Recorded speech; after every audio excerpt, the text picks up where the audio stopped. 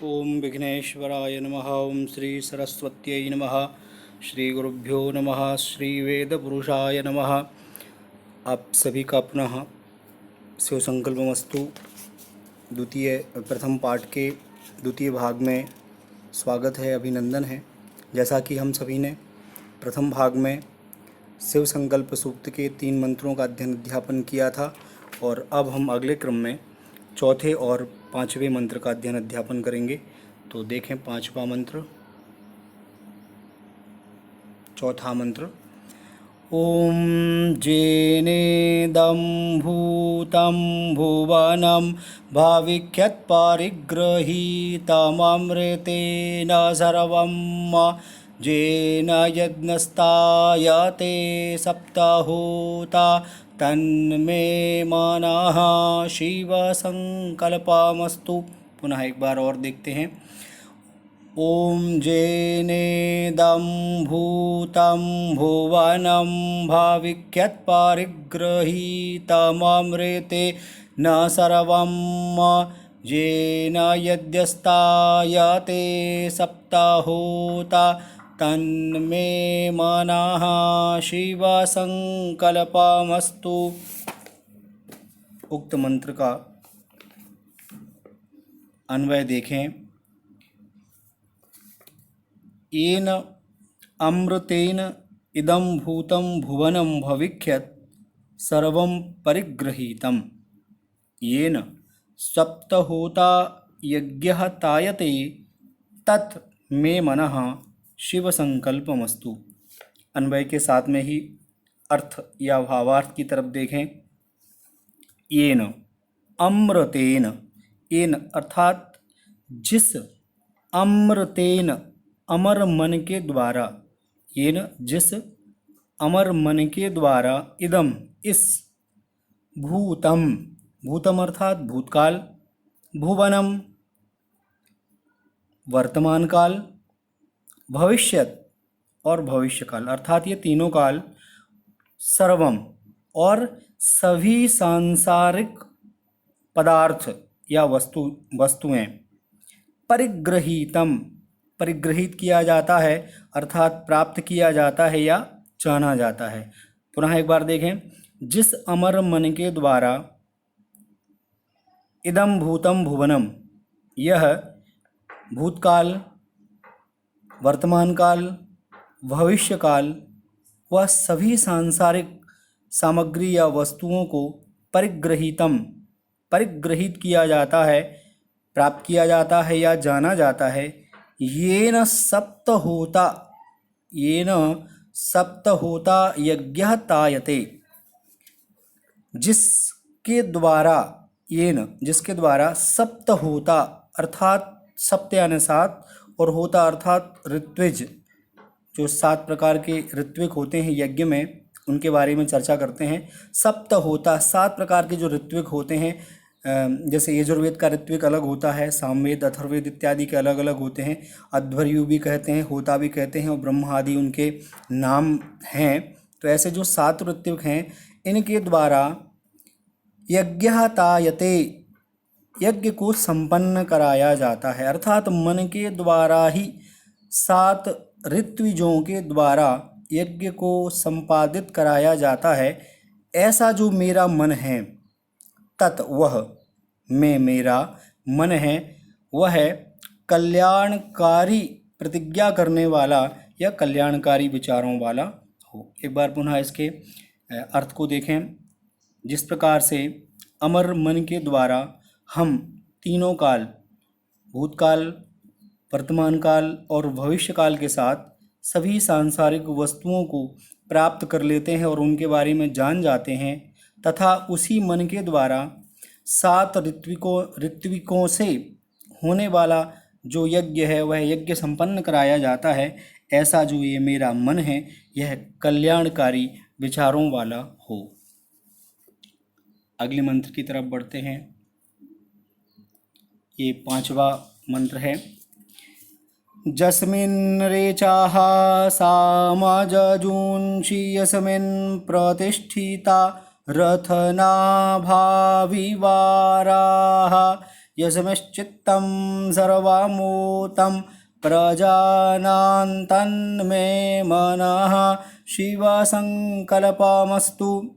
एक बार पुनः। ओम जस्मिन् ऋचाः सामजजुंषि यस्मिन् प्रतिष्ठिता रथनाभाविवाराः यस्मिश्चित्तं सर्वमूतं प्रजानां तन्मे मनः शिवसङ्कल्पमस्तु। अन्वय को देखें।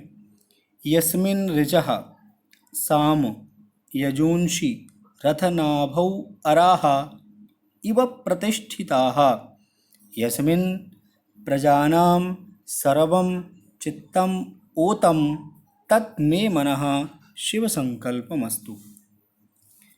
यस्मिन् जिसमें अर्थात जिस मन में ऋचः ऋचाएँ वेद जो ऋग्वेद है, ऋग्वेद के मंत्रों को ऋचा कहा जाता है। ऋचाम त्वः पोषमास्ते पुपुष्वान। और जो साम है उनको सामगान या साम मंत्र कहे जाते हैं। और जो यजुर्वेद के मंत्र हैं उनको हम यजुष भी कहते हैं। तो इस प्रकार से ऋचाएँ, साम मंत्र और यजुंशी अर्थात यजुर्वेद के मंत्र रथनाभौ। रथनाभौ का अर्थ है रथ चक्र के नाभि में, रथ का जो पहिया होता है और पहिए के बीच में तीलियां लगी होती हैं और उसी में से एक नाल रहती है जो दूसरे पहिए को जुड़ी रहती है दूसरे पहिए से। तो रथ के बीच का जो भाग है, रथ चक्र का जो नाभि स्थल है, उसमें जो तीलियां लगी होती हैं उन तीलियों को उन अराह अराह अर्थात वही तीलियां, तो सभी ओर से वह तीलियां प्रतिष्ठित रहती हैं उस नाभि चक्र के चारों तरफ। उसी प्रकार समस्त प्राणियों के ज्ञान में यह मन ही भरा हुआ है उन तीलियों के समान।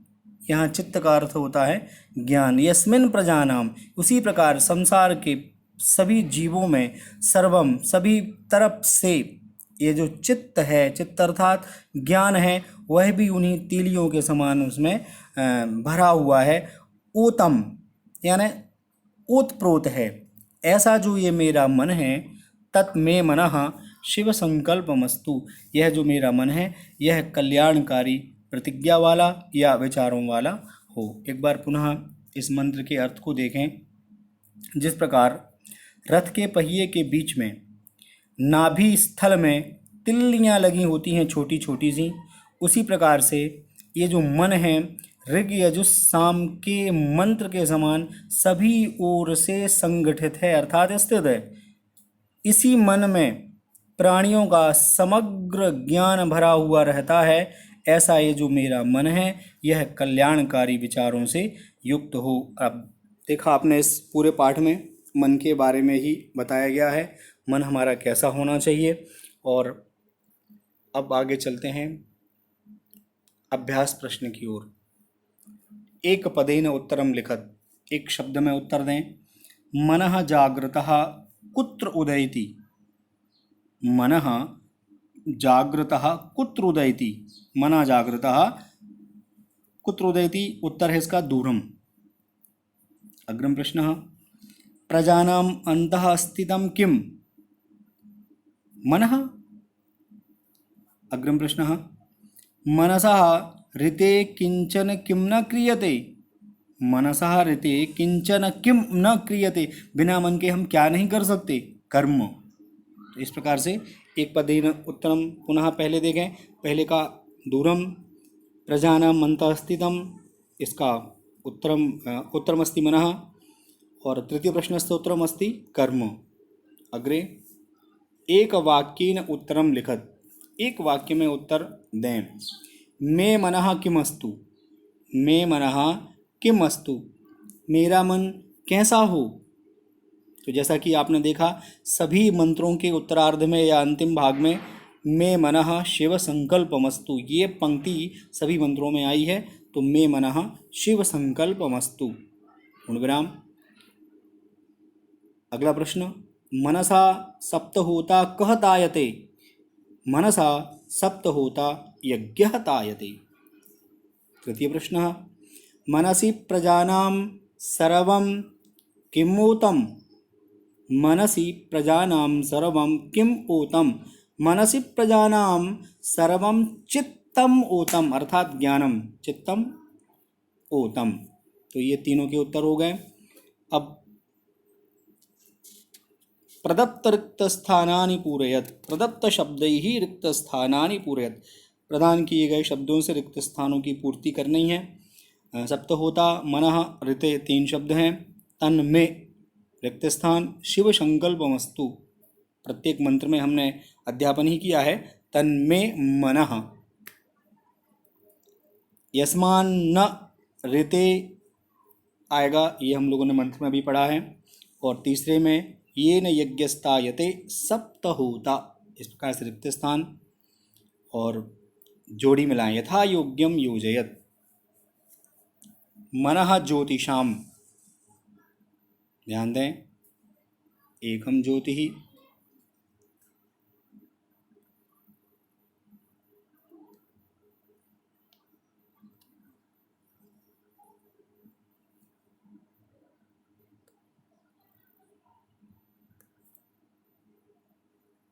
एकम ज्योति ही, येन कर्माण्यपसो मनीषिणः तदु सुप्तस्य तथैव इति। इसको क्रम से लिख लेंगे। शुद्ध वाक्यानां समक्षम आम, अशुद्ध वाक्यानां समक्षम न इति लिखत। शुद्ध वाक्यों के सामने आम और अशुद्ध वाक्यों के सामने ना लिखें। ध्यान रखें, बहुत सारे संस्कृत के विद्यार्थी वार्षिक परीक्षाओं में और बोर्ड परीक्षाओं में सत्य सत्य का प्रयोग करते हैं। कृपया इनसे बचें। शुद्ध संस्कृत में हाँ के लिए आम और ना के लिए ना, ऐसा ही प्रयोग करें आप सभी। मनः दूरंगमम अस्ति, मनः दूरंगमम अस्ति, क्या मन दूर तक जा सकता है? तो सही उत्तर है तो आम, सही उत्तर है। मे मनः शिव संकल्पम न अस्तु, पुनः एक बार ध्यान दें, मे मनः शिव संकल्पम न अस्तु, मेरा मन कल्याणकारी विचारों वाला ना हो, नकारात्मक है इसीलिए ना। मनः अपूर्वम अस्ति, इस बार वार्षिक परीक्षा में आया था ये प्रश्न, महत्वपूर्ण प्रश्न है, प्रायः बच्चे भ्रमित हो जाते हैं। मनः अपूर्वम अस्ति, क्या मन अपूर्व है अर्थात सर्वप्रथम उत्पन्न होता है? तो इसका उत्तर है आम।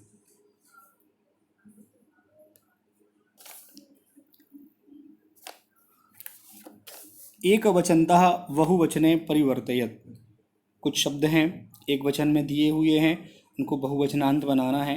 जैसे धीरः का धीराः, धीरः धीरौ धीराः, ऐसे।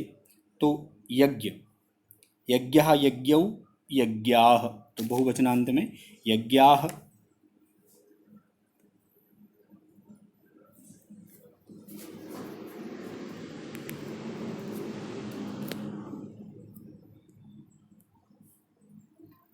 सुप्तस्य, सुप्तस्य सुप्तयोः सुप्तानाम, तो सही उत्तर है सुप्तानाम बहुवचनांत में।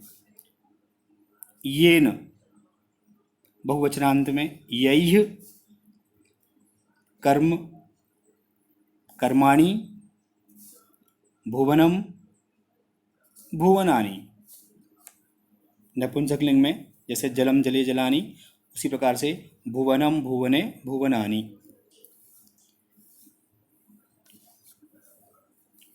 अभ्यास में आगे क्रमांक 8, रेखांकित पदान्याधृत्य प्रदत्त शब्दैः प्रश्न निर्माणं कुरु। तीन शब्द हैं, केन, कस्मिन्, कस्य। मनः सुप्तस्य तथा एव एति, सुप्तस्य में जैसा कि देख रहे हैं षष्ठी विभक्ति एक वचन का प्रयोग है, तो कस्य, मनः कस्य तथा एव एति, सुप्तस्य के स्थान पर कस्य का प्रयोग हो जाएगा। येन तृतीया विभक्ति एक वचन में, येन धीराः कर्माणि कृण्वन्ति, केन। यस्मिन् वेदाः प्रतिष्ठिता, यस्मिन् कस्मिन्, यस्मिन् के स्थान पर कस्मिन् वेदाः प्रतिष्ठिता। इस प्रकार से इसमें से हम प्रश्नों का निर्माण भी कर लेंगे। योग्यता विस्तार में पाठे आगतान मंत्रान कंठस्थम कुरुत, पाठ में आए मंत्रों को आप कंठस्थ करें और उनको समूह में वाचन करने के लिए भी प्रेरित करें। सारे बच्चे साथ में पाठ करें तो जिस प्रकार से वेद पाठ होता है बड़ा ही अद्भुत आनंद की प्राप्ति होगी। और अंत में देखें शिव संकल्पमस्तु, जैसा कि आप सभी ने पहला मंत्र पढ़ा, ओम यज्जाग्रतो दूरमुदयति दैवं सुप्तस्य तथैवैति दूरंगमम ज्योतिषाम ज्योतिरेकं तन्मे मनः शिव संकल्पमस्तु।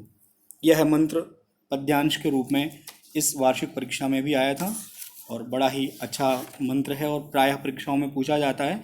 इसको ध्यान में रखते हुए इस पद्यांश से प्रश्न उत्तर हम देखते हैं। कस्य मनः दूरम उदयति, कस्य मनः दूरम उदयति, उत्तरम अस्ति जागृतः मनः दूरम उदयति, जो जागृत मन है वह दूर दूर तक जाता है। कः दूरंगमम अस्ति, क्या दूर तक जाता है, मनः दूरंगमम अस्ति, मन दूर तक जाता है। ज्योतिषाम एकम ज्योति ही कहा, इंद्रियों को प्रकाशित करने वाला कौन है। ज्योतिषाम एकम ज्योति ही मनः अस्ति, इंद्रियों को प्रकाशित करने वाला है वह मन है, मनः अस्ति। अग्रिम प्रश्न देखें, मे मनः किम अस्तु, मेरा मन कैसा हो। मे मनः शिव संकल्पमस्तु। पांचवा और अंतिम प्रश्न है, शिव इति शब्दस्य विलोम शब्दम लिखत, शिव इस शब्द का विलोम शब्द लिखें। शिव अशिव अकल्याण, शिव का मतलब होता है कल्याण और अशिव का मतलब होता है अकल्याण। तो इस प्रकार से आज शिव संकल्पमस्तु प्रथम पाठ की परिसमाप्ति हुई। सभी होमवर्क कर लेंगे बच्चे और इसको ध्यान से लिख लेंगे और पुनः अगले पाठ या ग्रोथ वृक्षा में हम उपस्थित होंगे। तब तक के लिए धन्यवाद। नमो नमः।